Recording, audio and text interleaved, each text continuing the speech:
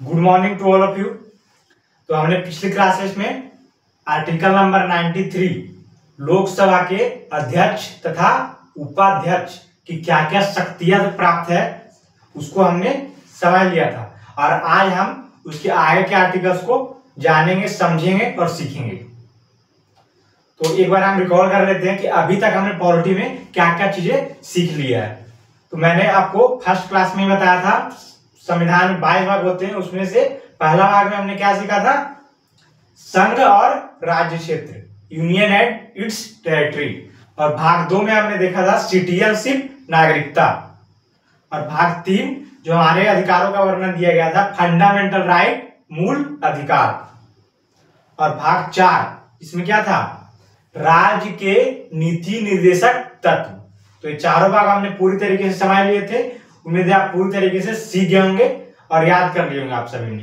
तो हम भाग 5 को कंटिन्यू कर रहे थे। तो भाग 5 में द यूनियन संघ, जो कि कहां से कहां आर्टिकल तक है, तो 52 से लेकर के 151 आर्टिकल तक चर्चा है, तो उसको आज हम कंटिन्यू करेंगे। और आर्टिकल नंबर 98 के साथ हम आज कंटिन्यू करेंगे। और पिछली क्लास में मैंने 93 पढ़ा था, उसके जो बीच के आर्टिकल थे वो नहीं आपको पढ़ने, उससे कंसेप्चुअल क्वेश्चन पूछे जाएंगे जो आपसे बन जाएंगे, तो उसको आर्टिकल वाइज याद करने की जरूरत नहीं है। तो इसको हम देखते हैं आज क्लास स्टार्ट करते हैं आर्टिकल नंबर 98। तो आर्टिकल नंबर 98 का था संसद का सचिवालय। जो सचिवालय है, मैंने आपको पिछली क्लास में बता रखा है, इसमें कुछ ज्यादा बताने लायक बात नहीं है कि मैंने जो सचिवालय होता है वो किसके अधीन होता है? तो लोकसभा के अध्यक्ष के अधीन होता है। तो सचिवालय, यहाँ पर शब्द लिखा है सचिवालय।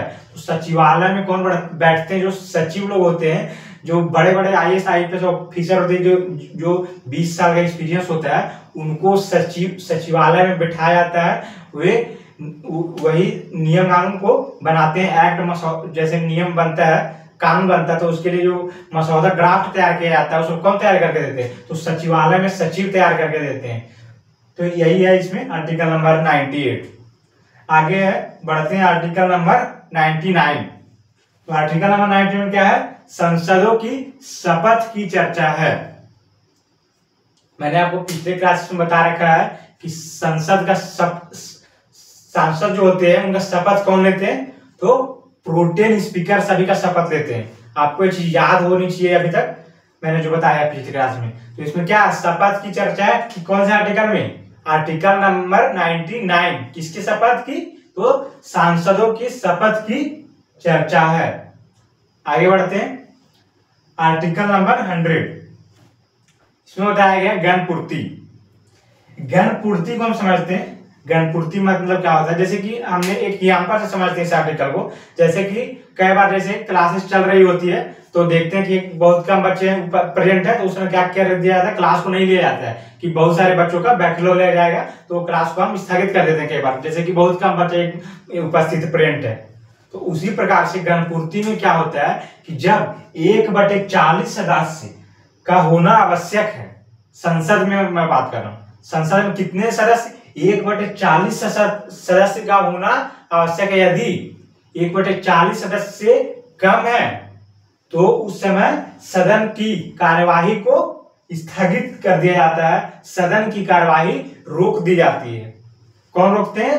तो सदन के अध्यक्ष जो होते हैं संसद के, वो कार्यवाही को रोक देते हैं। तो उम्मीद है आप आर्टिकल नंबर 100 भी समझ गए होंगे।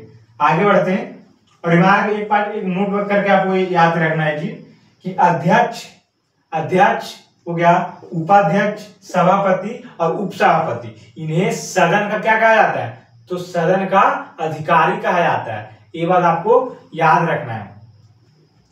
आगे बढ़ते हैं, अब हम समझते हैं संसद की कार्यवाही। संसद की कार्यवाही जो होती है वो 11 AM से 6 PM तक चलती है।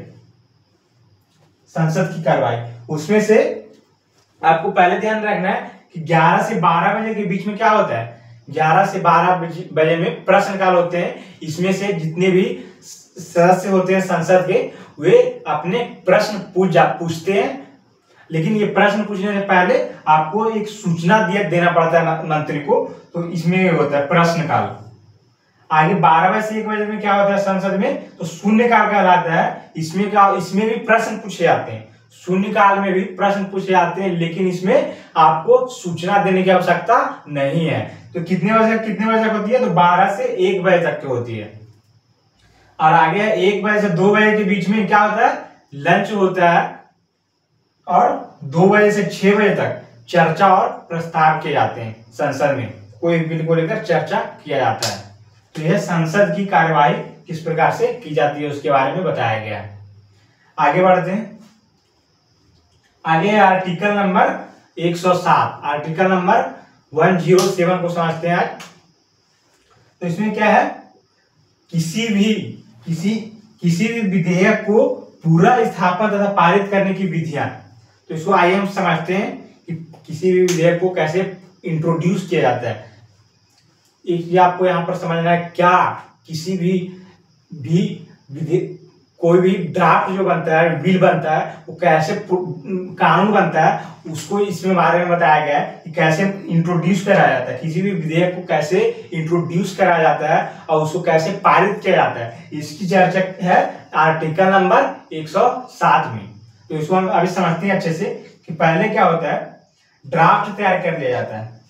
ड्राफ्ट मतलब हो गया, कोई भी विधेयक को इंट्रोड्यूस किया जाता है संसद में, तो उसको पहले ड्राफ्ट तैयार किया जाता है। वो ड्राफ्ट को ही हम क्या बोलते हैं, प्रस्ताव बोलते हैं, मसौदा बोलते हैं। मसौदा को पहले सदन में लाया जाता है।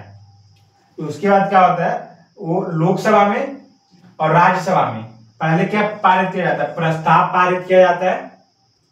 और उसके बाद चर्चा किया जाता है। उसके बाद इसको जो लाया गया है ड्राफ्ट, उसके ऊपर मतदान किया जाता है। और मतदान होने के बाद यदि ये पारित हो जाता है, पहले लोकसभा से पारित होगा, फिर राज्यसभा से पारित होगा, दोनों जगह से पारित होगा। उसके बाद ये क्या कहलाता है, वो बिल बन जाता है। उसको हम कहते हैं विधेयक। और जब उसके बाद विधेयक को पास हो जाने के बाद राष्ट्रपति के पास भेजा जाता है। और विधेयक जब राष्ट्रपति इस पर साइन कर देते हैं, तो वो विधेयक क्या बन जाता है, कानून बन जाता है, एक्ट बन जाता है, जिसको हम क्या बोलते हैं, एक्ट। जैसे एक एग्जांपल के तौर पे याद रखना है आपको, CAA। लॉकडाउन के समय में एक सिटीजनशिप अमेंडमेंट बिल CAB को प्रस्ताव लाए संसद में पारित कर दिया गया था। तो उसके बाद इसको जब राष्ट्रपति हस्ताक्षर किए, तो ये क्या बन गया, सिटीजनशिप अरेंजमेंट एक्ट। पहले क्या था, बिल, और उसके बाद साइन करने के बाद क्या बन गया, एक्ट। तो इस प्रकार से बन गया, CA क्या बन गया, एक्ट बन गया। तो ये एग्जांपल है। तो इस प्रकार हमने आर्टिकल नंबर 107 में किस प्रकार से विधेयक को पूरा स्थापित किया जाता है, कैसे पारित किया जाता है, ये हमने जाना और समझा। उम्मीद है आप पूरी तरीके से समझ गए होंगे, सीख गए होंगे आप। तो आज हमने आर्टिकल नंबर 107 तक कंप्लीट कर लिया है। और इसके आगे के आर्टिकल्स को, आगे की चीजों को हम नेक्स्ट वीडियो में समझेंगे, जानेंगे और अच्छी तरीके से सीखेंगे। तो उम्मीद है आप पूरी तरीके से चीजों को रिकॉल कर पा रहे होंगे, समझ पा रहे होंगे और उसको याद कर पा रहे होंगे। तो मिलते हैं नेक्स्ट वीडियो में। आज के लिए इतना ही, धन्यवाद।